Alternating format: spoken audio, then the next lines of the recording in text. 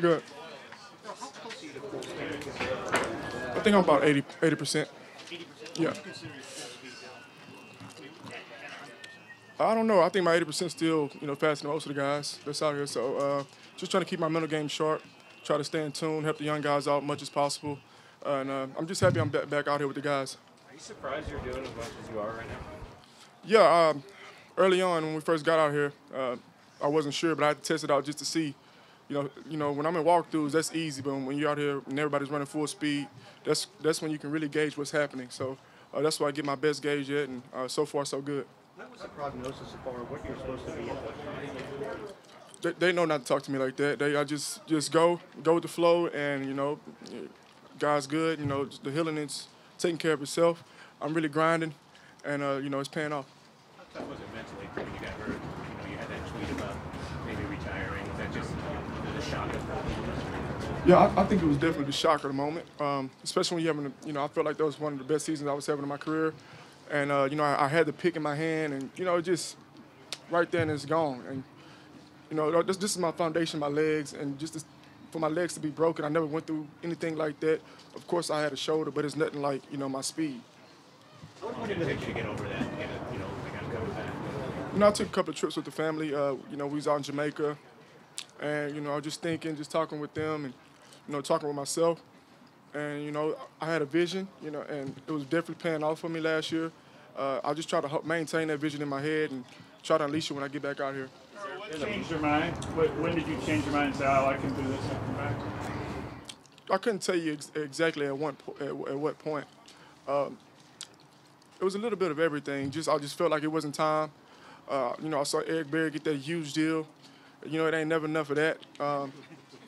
So, just a lot of things that made me come back. What went into the decision for surgery or non-surgery? I wasn't getting surgery. When I got surgery on my shoulder, it feels good, but I don't want nothing in my leg. When they told me it was like a 50% chance that it can heal naturally, I said I'm going to take the 50% chance. And it obviously has. Oh, yeah. You feel like that foundation is there with your legs, like it's going to be back to where you expect it to be?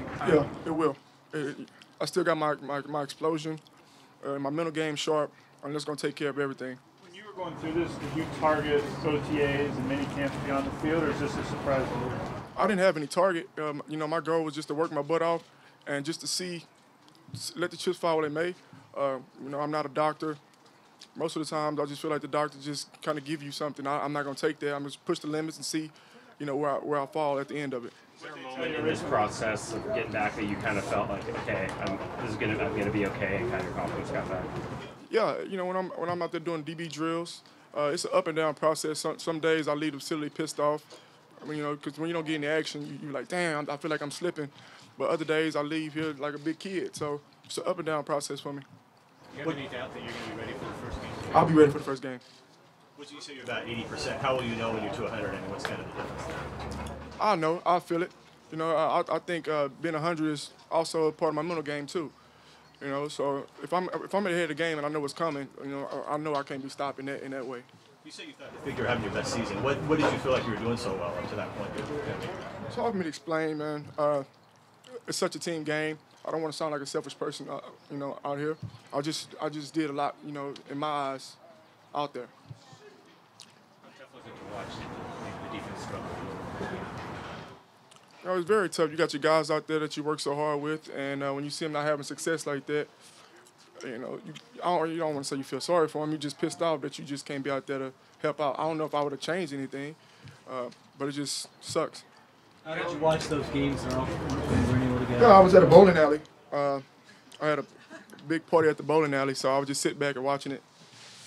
I try to keep it light, but I also try to, stay in contact with the team and see what we're doing. Earl, did anybody say anything to you that was particularly helpful in terms of the rehab and being patient? As far as on the team? Or doctors or wife, any? No, I'm my biggest critic. I'm my biggest opponent. I don't need nobody else to tell me. It was my decision only. Anything else, guys? Thanks, Earl. All right. Thanks, Earl.